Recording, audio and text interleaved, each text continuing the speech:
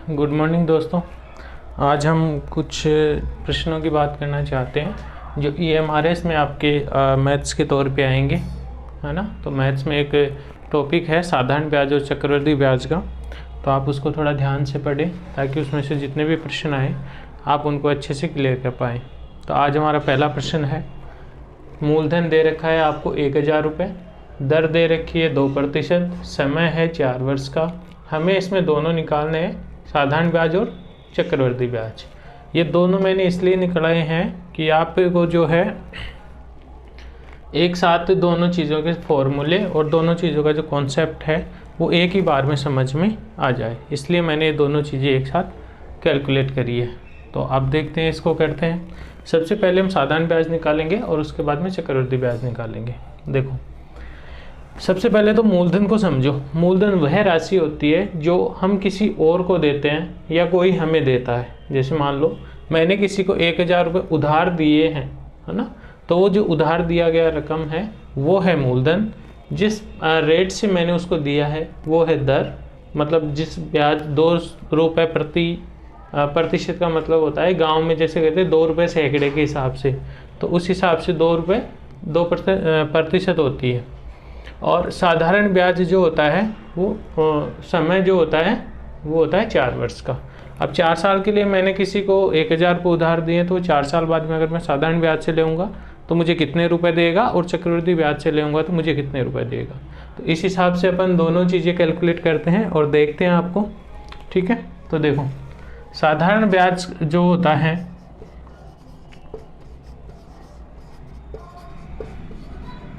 साधारण ब्याज का फॉर्मूला एकदम सीधा सा है। साधारण ब्याज का फॉर्मूला होता है मूलधन गुणा दर गुणा समय, ठीक है।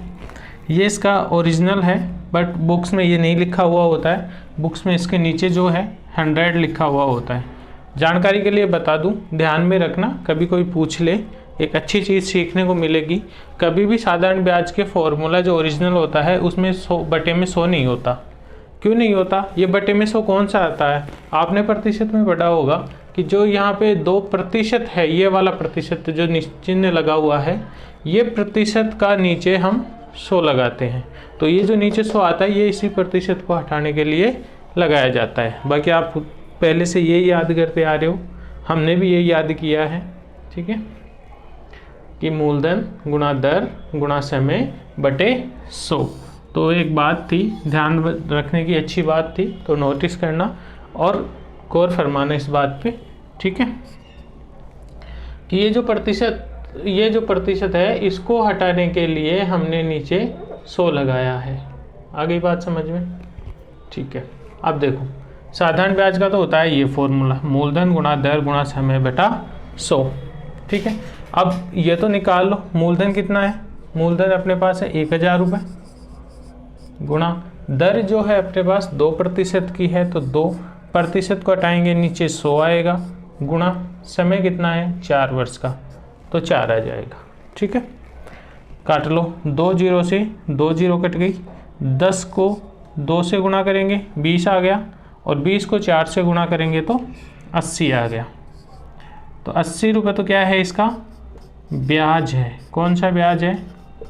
साधारण, ठीक है, साधारण ब्याज है। आगे बात समझ में? तो अब वो मुझे कितना देगा? देखो, एक बार इधर देख लेते हैं, ये इतना हो गया। इसके बाद में एक बार दोबारा से समझो इसको। साधारण ब्याज का सूत्र जो होता है वो होता है मूलधन गुणा दर गुणा समय बटा 100, ठीक है, समय बटा 100। आपको मुझे लगता है नीचे से दिखाई नहीं दे रहा, तो मैं इसको हटा के जो है यहाँ लिख देता हूँ। कितना आया? 80 आया, ठीक है। अब निकालते हैं हम चक्रवृद्धि ब्याज, जिसको हम इंग्लिश में बोलते हैं कंपाउंड इंटरेस्ट, CI का फॉर्मूला क्या होता है कि मूलधन गुणा 1 प्लस दर बटे 100, और इधर होता है समय ऊपर घात में, और माइनस क्या करेंगे, जब ये तो यहाँ तक का जो फॉर्मूला है वो है मिश्र धन निकालने का, और इसमें से जब हम मूलधन माइनस निकाल देंगे तो हमारे पास क्या आ जाएगा, ब्याज आ जाएगा। कौन सा ब्याज? चक्रवृद्धि ब्याज। तो देखो मूलधन है अपने पास 1000 गुणा 1 प्लस दर है हमारे पास 2% की और बटे 100। समय कितना है? 4 वर्ष का। तो माइनस मूलधन कितना कर देंगे? 1000। ठीक है। अब देखो 1000 गुणा ये 102 हो गया यहाँ पे, 102/100 की घात कितनी है? 4 माइनस 1000। आगे बात समझ में। इसके बाद में 1000 इसको काटेंगे तो ये हो जाएगा 51 और ये हो जाएगा 50। तो यहाँ पे 51 की पावर कितनी हो जाएगी? 4 बार लिख दो, आराम से समझ में आ जाएगा, अच्छे से कन्फ्यूजन नहीं क्रिएट होगा। ठीक है। तो यहाँ 4 बार इसको हमने लिख दिया और माइनस में जो हम 1000 करते आ रहे हैं वो करते रहेंगे। यहाँ तक आ गया समझ में। साधारण ब्याज और मिश्र धन जो है अलग अलग तरीके से निकाला जाता है। साधारण ब्याज जो होता है, साधारण ब्याज में क्या होता है? मूलधन गुणा दर गुणा समय बटा 100। तो ये साधारण ब्याज में होता है।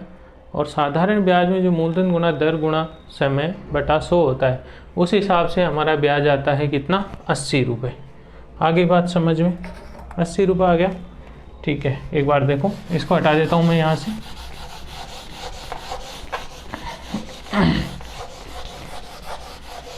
अभी हमने निकाला 80 रुपये, वो था साधारण ब्याज। तो हम साधारण ब्याज के आगे लिख देते हैं 80 रुपये।